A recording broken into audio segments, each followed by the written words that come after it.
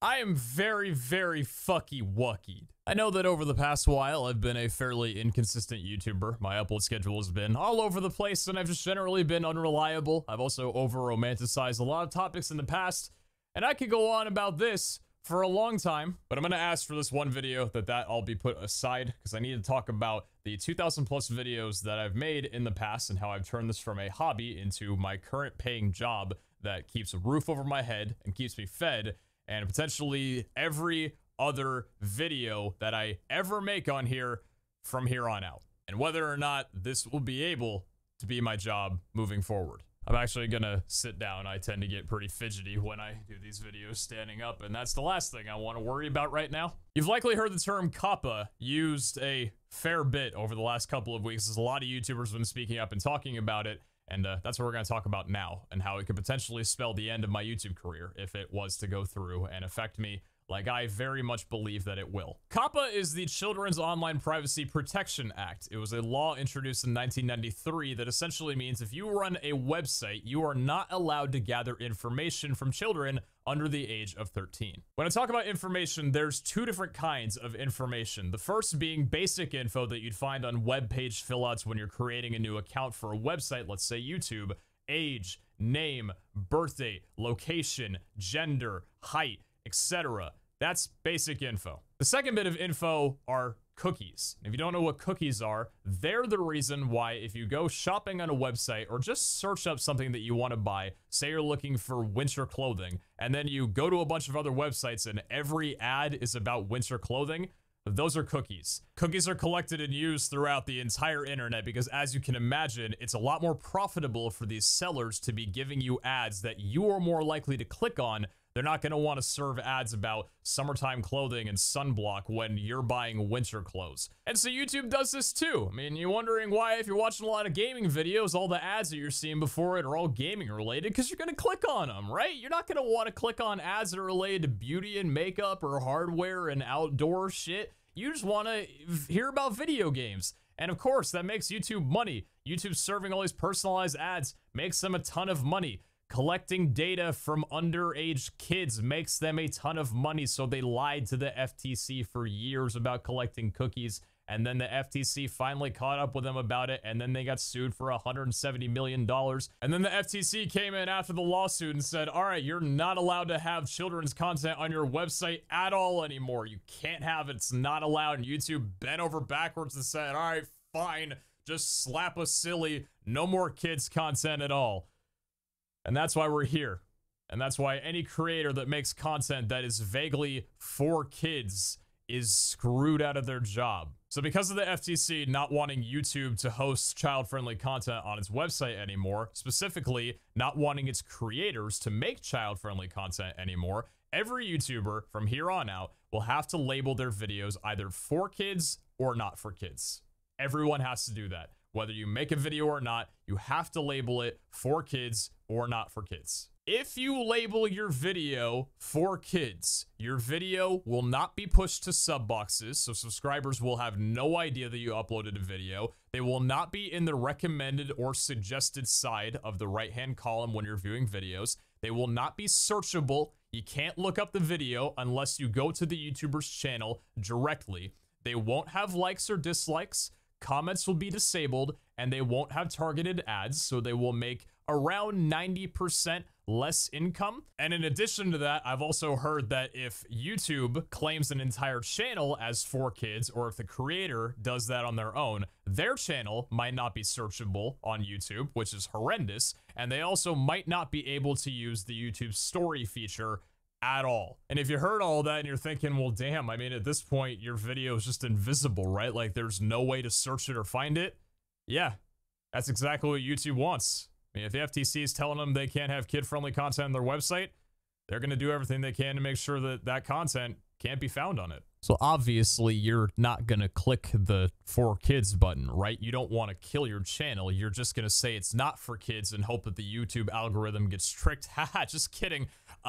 If the FTC finds your video that you labeled not for kids and deemed that it was actually meant for kids, you know, while you've been serving targeted ads to these kids on your video, you're gonna get fined a minimum of $42,000 per video. The original fees that YouTube had to pay in the lawsuit was around $42,000 per violation on their end. And the FTC has said directly that they will be suing creators, not YouTube, us as creators, and we will be getting that same punishment.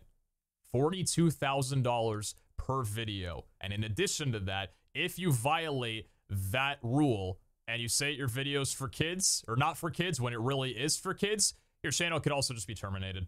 Straight up, it could just be gone. You have the fine, you gotta deal with the lawsuit, and your channel's gone because you lied. Well, Brandon, you're fine, right? I mean, I know that you play Minecraft, but like you curse in your videos, you talk about topics that kids won't be interested in, like you're PG-13. This isn't gonna affect you, right?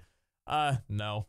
No, that's not how it works at all. As pretty much with everything that YouTube or Google is ever involved in, the FTC gave them very vague guidelines as to what classifies as kid-targeted content.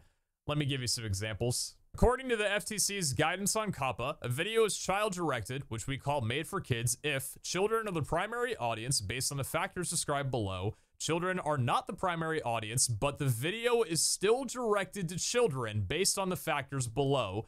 That is YouTube's way of saying, hey, even if it's not specifically made for kids, if it pretty much checks any of these, yeah, it's for kids.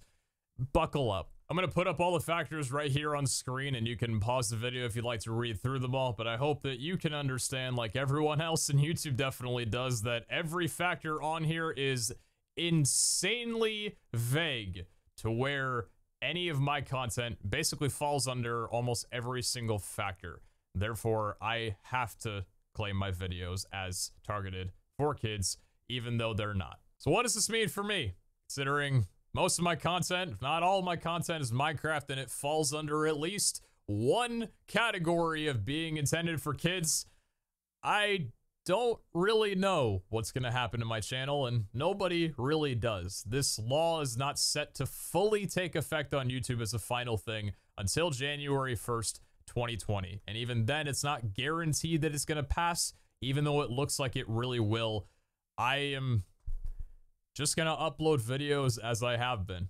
I'm going to give you guys my all, and I'm going to keep uploading Minecraft. And if you can't comment on them, you don't get notice for my uploads. And if the views go to shit because they're not visible to barely anybody, then so be it.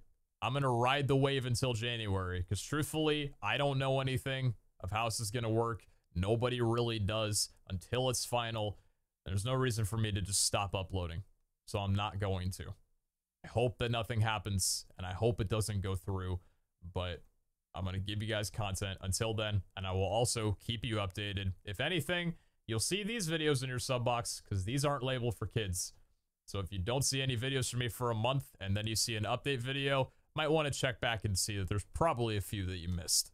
So I'll be keeping you guys updated on that until January. And I also want to say, if you guys want to support me in this time until January, or maybe thereon after, I would recommend that Twitch be the place that you do it. Thankfully, I did not put all my eggs into one basket, a very good practice for anybody in this space. So while YouTube has been incredibly bleak and depressing, Twitch has actually been incredible for me lately. I've been given many Twitch exclusive opportunities. I've been on the front page promoting Minecraft, and I've been given a lot of support on there, whether it be through subs, bits, donos, or even just active chatters or viewers. It's been amazing.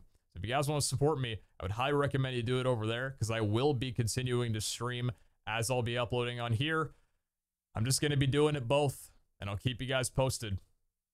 There's not much more I can do, so you'll hear from me on that. I will end this video on some good news, because there actually is some, despite how bleak this entire thing seems. When I had mentioned just a bit ago that this might not go through on January 1st, 2020, the FTC did extend a longer commenting period where you guys, through the first link that I'm leaving and the first line of the description underneath the video, if you click on that, you can tell the FTC directly, respectfully, why this is a bad idea for every party involved. There's been a lot of really good examples that people have given. A couple that I've written that others have said as well is that the kids on YouTube that are watching are not going to go away suddenly because the content changed. They will always use YouTube, whether data is being collected from them or not.